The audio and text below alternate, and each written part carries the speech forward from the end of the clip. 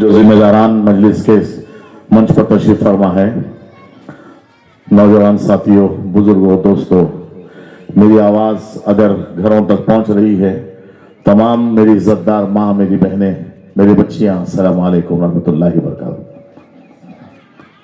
मैं बहुत वक्त की कमी है, आपको सदर साहब को भी सुनना है, लेकिन मैं मुख्तसर इस बात को आपके सामने कहना चाह रहा हूं। कर लिए मैं ये बात आपके सामने कहना चाह रहा हूं कि मजलिस इत्तेहादुल मुस्लिमीन आज एक बार फिर 12 बरस के बाद आपके दरमियान में वोट मांगने को आई है। इन 12 बरस हमें जो वोट लेने के लिए लगे, उसका कारण, उसकी वजह आपको मेरे से बेहतर मालूम है, क्योंकि मैं तेलंगाना से आया, आप यहां के हैं। ये पहले म्युनिसिपैलिटी नहीं था, ग्राम पंचायत था। लोगों ने कोर्ट में केस वेस डाला कि हमें म्युनिसिपैलिटी नहीं चाहिए, ग्राम पंचायत चाहिए। फिर बाद में केस चला, 12 साल का वक़्फ़ा हुआ, म्युनिसिपैलिटी के हक में फैसला हुआ कि आपका शहर अब म्युनिसिपैलिटी के तहत इलेक्शन लड़ रहा है 12 बरस के बाद। इसका क्या फायदा है? ग्राम पंचायत और म्युनिसिपैलिटी, इसका क्या फायदा है? इसको जानना जरूरी है हमको। इसका फायदा यह है कि अगर ग्राम पंचायत होगा तो एक आपका सरपंच रहेगा, कहीं उसके पास जाएंगे, उससे मिलेंगे, बात करेंगे, उसके घर के चक्कर काटना है काम के लिए। उसके मन में आया, दिल में आया तो उठेगा, जो उसके समझ में आया उसका काम करेगा, जो समझ में नहीं आया उसका काम जैसे का वैसा। रही बात म्युनिसिपैलिटी की, तो आपके दरमियान में आपका आदमी रहेगा 24 घंटे। आप उससे नलों का काम ले सकते हैं, रोड का काम ले सकते हैं, मोरी का काम ले सकते हैं। जो काम आपको करना है वो मजलिस इत्तेहादुल मुस्लिमीन के उम्मीदवारों से आप वो काम ले सकते हैं, ये फायदा है। लेकिन वोट का डालना बहुत ही ज्यादा जरूरी है इस वक्त। आज सारे हिंदुस्तान के अंदर आप देख रहे हैं कि मजलिस इत्तेहादुल मुस्लिमीन के सदर बैरिस्टर असदुद्दीन ओवैसी साहब हर गोशे में, हर कोने में जाकर के आपको आवाज दे रहे हैं कि अल्लाह के वास्ते मुसलमानों एक हो जाओ, एक हो जाओ, एक परचम तले आ जाओ। आज वक्त की जरूरत भी है। ये आने वाले दिनों के अंदर एसआईआर के नाम से एक जो है बहुत बड़ी साजिश रची जा रही है इस मुल्क में। आपके दरमियान में हुकूमत के कुछ लोग आएंगे, आपके घर पे खड़ेंगे और आपसे पूछेंगे कि आपका नाम क्या है, आपको कितने बच्चे हैं, घर में कौन कौन रहते, आपके बाबा का नाम क्या है, आपके दादा का नाम क्या है, आपकी अम्मा का नाम क्या है, आपकी दादी का, नानी का नाम क्या है। क्या बताइएगा? बताइए मुझे आप। मैं अपना नाम बता सकता हूं, लेकिन मेरे वालिद साहब का नाम बता दूंगा। और वो पूछेगा ना, आपके वालिद साहब का डेट ऑफ बर्थ सर्टिफिकेट बताओ, जन्म पत्री जिसको कहते हैं, डेट ऑफ बर्थ सर्टिफिकेट मैं कहां से लाऊंगा? वो तो बूढ़े हैं। अब आपको कहा जाएगा कि आप अपनी शहरियत साबित करिए, आप बताइए कि आप इस मुल्क के हैं। अरे भाई, मेरे बाबा अजदाद, मेरा सारा खानदान यहीं पे पैदा हुआ, इसी जमीन के अंदर चला गया। आप बताइए कहां से बताइएगा? ये एक मुनज्जम और गहरी साजिश के तहत आपको बिल्कुल खत्म करने की साजिश है ये, ताकि आपकी आवाज मिटा दी जाए। मेरे नौजवान साथियों, महल्लेदारों, मेरी बात को समझिए खुदाया। अगर किसी कौम को तबाह करना है तो सबसे पहले उसकी जबान को मिटा दिया जाता है, उसकी जबान को मिटा दिया जाता है। आज उर्दू का क्या हाल है बताइए? आप कहां जाइएगा, कहां उर्दू में आपको बोर्ड मिलेंगे लिखे? कौन उर्दू पढ़ने वाला मिलेगा बताइए? अब तो मोबाइल का जमाना ऐसा आ गया कि उर्दू का अखबार भी जरूरत नहीं रही आपको, सब इंफॉर्मेशन आपको मोबाइल में मिल गई। आपकी उर्दू धीरे धीरे, आहिस्ता आहिस्ता, हमारी जो मादरी जबान है, जो हमारी पहचान है, वो पहचान आपकी आहिस्ता आहिस्ता खत्म होते चले गई। इसीलिए असदुद्दीन ओवैसी साहब के जो वालिद थे, जनाब सुल्तान सलाहुद्दीन ओवैसी, ये उनकी दूरअंदेशी थी कि जो उर्दू मीडियम स्कूल्स तेलंगाना के अंदर है, आप देखिए तमाम उर्दू मीडियम स्कूल्स के अंदर एक गाइड की शक्ल में एक बुक बनाई जाती जिसमें 6 सब्जेक्ट, मैथमेटिक्स, जो भी सब्जेक्ट है, इंग्लिश, तेलुगु, उर्दू, तमाम को मजमुआ करके एक किताब बनाकर 10वीं क्लास के बच्चियों में मदरसों में, गरीब मुसलमानों के मदरसों के अंदर फ्री तकसीम करते हैं एग्जाम से पहले, ताकि बच्चे अच्छे नंबर से पास हो सके। ये काम मजलिस इत्तेहादुल मुस्लिमीन का है। बुनियादी जो काम है मजलिस इत्तेहादुल मुस्लिमीन ने उस काम को पकड़ा है, और ये सीख हमको सालार मोहतरम जनाब सुल्तान सलाहुद्दीन ओवैसी साहब से यहां तक पहुंची है। मजलिस की बहुत तवील तारीख अगर मैं कहता चलूं तो मुझे 2 घंटे लगेंगे आपको बताने में।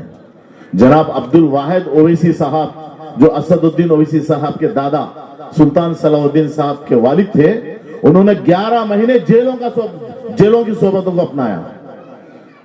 इस मुल्क की हुकूमत ने उनको जलसे और तकरीर करने को मना किया, बैन कर दिया। एक छोटे से चबूतरे पे खड़े होकर ये माइक अपने हाथ में लेकर मुसलमानों को आवाज देते थे कि खुदा के वास्ते आप यहाँ आ जाओ, हमारी जमात बनने की जरूरत है। आज आपकी हमारी जमात होगी तो हम हमारे महल्लों के, हमारे खानदान के, हमारे घर के मसलों को हम हल कर सकते हैं।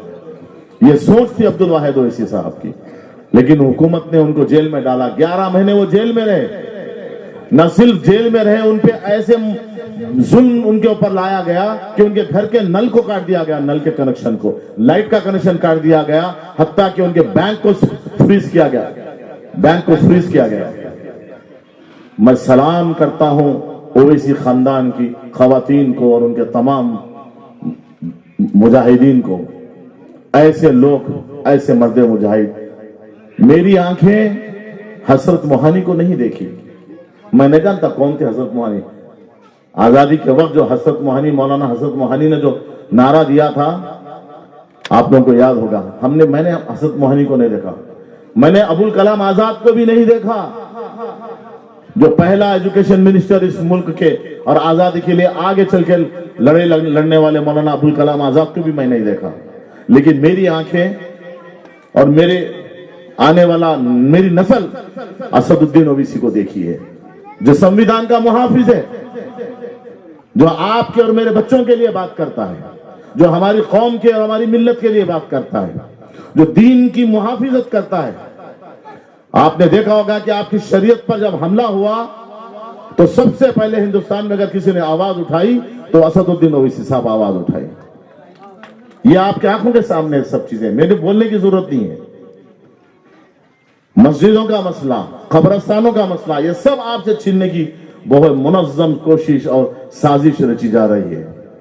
दोस्तों, आज हम तेलंगाना से आपके दरमियान में, आपकी गलियों में घूम रहे हैं। क्या वजह है? हमको तो यहां आपके पास आके लीडर बनना नहीं है ना।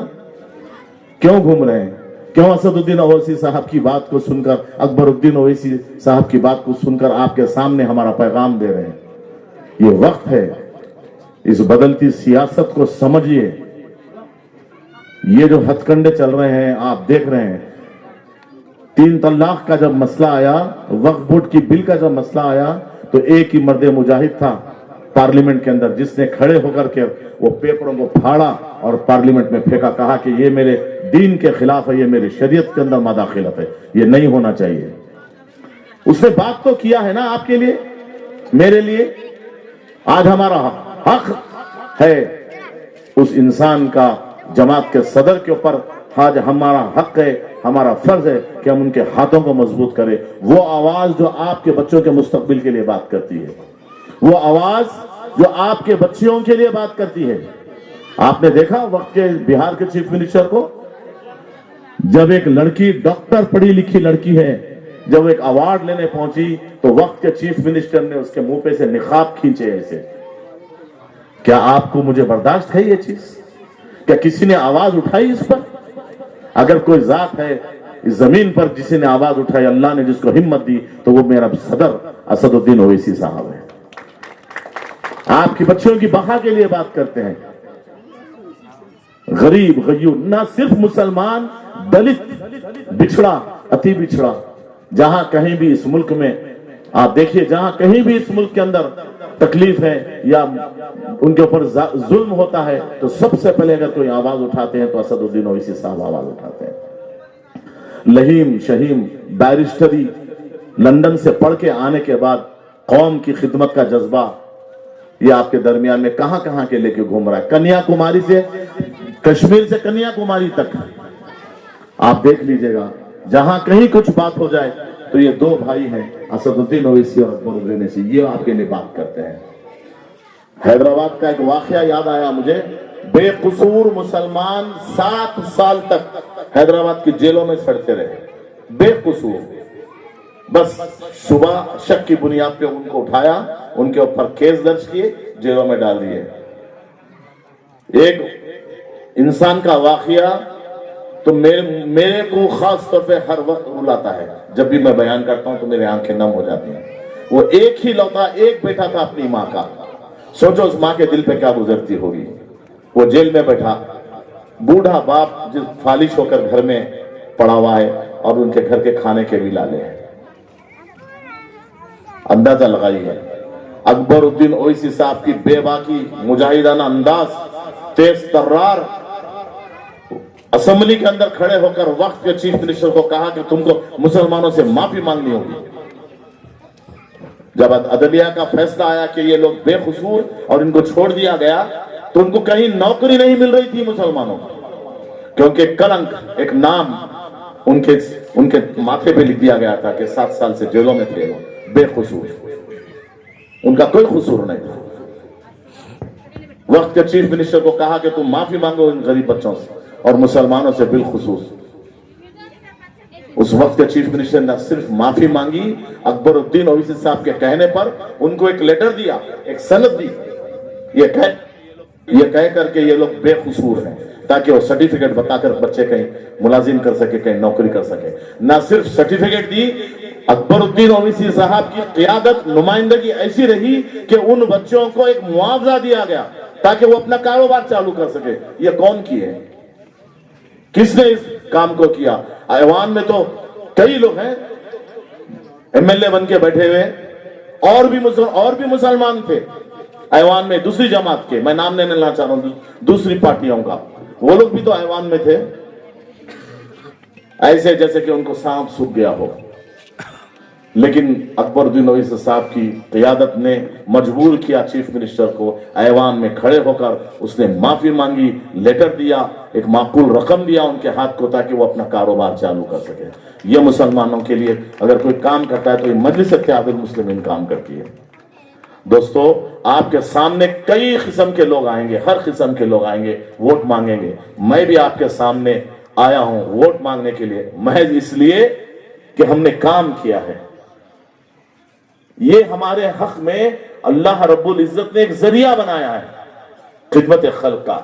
ये जरूरी है कि हम सियासत में हैं और आपके लिए काम कर रहे हैं, लेकिन ये वो जरिया है जो हमको आखिरत के अंदर खड़े होकर रुसवा नहीं करेगा। आपकी दुआएं हमारे साथ होगी, आपको समझाएंगे, अल्लाह हमारी दुआओं को कबूल करेगा ताकि हमारी निजात का मौका बन जाए, हालात हमारी निजात के बन जाए।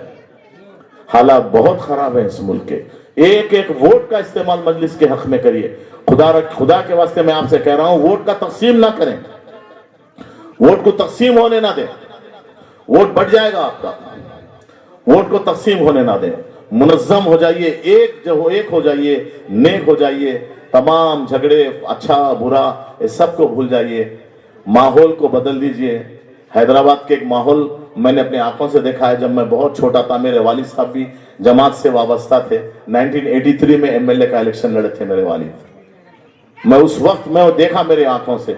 हमारे घरों में चूल्हा नहीं जलाते थे सुबह में, मैं खसमिया आपसे ये बात कह रहा हूं, चूल्हा नहीं जलाते थे। हमारी माँ, हमारी दादी और भी अफराद लोग बोलते थे, पहले तुम जाओ वोट डाल के आओ, हम जाएंगे, पहले वोट डालेंगे, फिर आके पकाएंगे जब खाएंगे। ये जज्बा है मुसलमानों के दरमियान में हैदराबाद में, क्योंकि हमने वो तमाम चीजों को देखा है। शायद आप लोग नहीं देखे, वो ना देखें कभी इन चीजों को।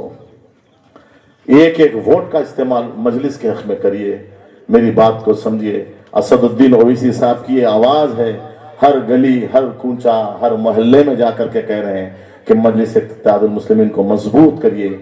आप वोट डालेंगे तो जरूर आपके दरमियान में रहने वाले आदमी को, लेकिन ये वोट ताकत देगा असदुद्दीन ओवैसी को।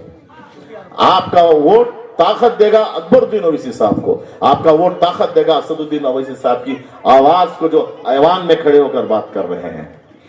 1980 में मुसलमान मेंबर ऑफ पार्लियामेंट 1 कम 50 थे। 1980 में, आप गूगल कर लीजिए, आपको पता चल जाएगा। 1 मेंबर ऑफ पार्लियामेंट थे 1980 में। वो घटते घटते घटते जब 2019 आया तो सिर्फ 26 रह गए, सिर्फ 26 मुसलमान मेंबर ऑफ पार्लियामेंट रहे। फिर वो बात घटते हुए 2024 आई तो सिर्फ 24 मुसलमान रहे। अरे मेरे गयूर और गरीब और मोहब्बत करने वाले मुसलमानों, उनको आपका वोट नहीं चाहिए। वो खुलेआम कह रहे हैं कि हमको आपका वोट नहीं चाहिए। आप देखिए, निकाल कर पढ़िए, व्हाट्सएप पे चेक करिए, आपके मीडिया देखिए, सोशल मीडिया, उनको मुसलमान का वोट नहीं चाहिए। वो कह रहे हैं कि हमको तुम्हारा वोट नहीं चाहिए। आपकी नुमाइंदगी को वो लोग कबूल नहीं कर रहे हैं। राहुल गांधी साहब 4000 किलोमीटर कुछ पैदल चले। रास्ते में जब मुसलमान आते थे तो उनको अनदेखा करके उनको साइड में खड़ते थे और उनको आने नहीं देते थे, सीधे चले जाते थे। रुक के हाथ मिलाना भी उन्होंने गवारा नहीं समझा। किस सूरत से वोट मांगने हमारे दरमियान में आ रहे हो? 70 साल हमने आपको वोट दिया है, आज हमारी कब्रिस्तानों को छीना जा रहा है हमसे, आज हमारी मसाजिद को छीना जा रहा है हमसे, आज हमारी बहनों की इज्जत पे हाथ डाला जा रहा है, हमारी माँ की इज्जत पे हाथ डाला जा रहा है, हमारे बच्चों के मुस्तकबिल से हमारे साथ खेला जा रहा है। हम क्या जवाब देंगे हमारे बच्चों को क़यामत के दिन, जब मेरा बच्चा खड़े होकर मुझसे करेगा, बाबा असदुद्दीन ओवैसी गली गली कूचे गूंज फिर फिर कर आपको दावत दे रहे थे कि खुदा के वास्ते एक हो जाओ, आपने जमात को भी नहीं दिया, आप क्या करें? क्या जवाब दीजिएगा? बताइए, सोचिए आप। किस तरह अकबरुद्दीन ओवैसी साहब हैदराबाद में काम कर रहे हैं बच्चों के मदरसों के लिए। आप जानते हैं ये चीज? कैसे मदरसे उन्होंने बताए? 50,000 गरीब बच्चों को तालीम दे रहे हैं अकबरुद्दीन ओवैसी। एक ख्वाब है उनके पास, एक दीवानगी है उनके पास कि अल्लाह से दुआ करते हैं रोते हुए कि अल्लाह मेरे मदरसे से एक आईपीएस ऑफिसर को तू पैदा कर दे, ऐ रब्बुल आलमीन, एक आईपीएस ऑफिसर को तू मेरे मदरसे से पैदा कर दे। आप जानते हैं क्या कुव्वत है आईपीएस की, आईएएस ऑफिसर की? आपके बच्चे, हमारे बच्चे क्यों नहीं पढ़ सकते? बताओ आप, हम क्यों नहीं पढ़ सकते? ये बेसिक सहूलियतें हमसे छीनी गई। ये बहुत बड़ी साजिश है, ये समझने की जरूरत है। ये सहूलतों को भी आपसे छीना गया और हर जगह जहां कहीं भी जीत होती तो याद रखो इसमें सबसे बड़ा हिस्सा मेरी मां, मेरे बहनें, औरतों का होता है। जिस दिन औरतें अपने घरों से निकल के वोट की कतारों में चले जाएंगी, वोट जिसको डालेंगी वो आदमी आसानी से जीत जाएगा। मुमरा के अंदर आपने देखा एक नौजवान बच्ची इलेक्शन जीत गई। उसने कहा कि मैं कैसा हराया, ये उसका जुमला था। तमाम लोग उसके पीछे पड़ गए, उस बच्ची के तमाम लोग उसके पीछे पड़ गए। और किससे टक्कर थी? वक्त के फिरौन था वो शख्स वहां का। मैं भी मुमरा में बहुत मेहनत किया गया था इलेक्शन के दौरान में, मैं जानता हूं मुमरा के हालात को। लेकिन वो ऐसी बच्ची जिसको मैं सलाम करता हूं, उसने कायनात बदल दी वहां की, मुमरा की। 5 कारपोरेटर्स मुमरा में आज जीत करके आए। दोस्तों, वक्त को समझते हुए, ये तकलीफ आपकी नहीं है, हिंदुस्तान के हर उस गरीब की, हर उस मजलूम की है जिसने चेहरे पे दाढ़ी रखने पर लोगों ने जिसको ट्रेन के अंदर मारा, उसकी पहचान देखकर ये कि ये मुसलमान है। ये उसकी तकलीफ है, वो तकलीफ हमारी है, वो तकलीफ आपकी है। ये तकलीफ उस बच्ची की है जो इम्तिहान लिखने जा रही थी तो शर्मंगेज गुंडों ने खड़े होकर उसके खिलाफ में आवाज उठाई, लेकिन वो बच्ची बुरखे में एग्जाम जाते जाते नारे तकबीर का आवाज को बुलंद करते हुए एग्जाम लिखने को चले गए। उसकी हिम्मत को मैं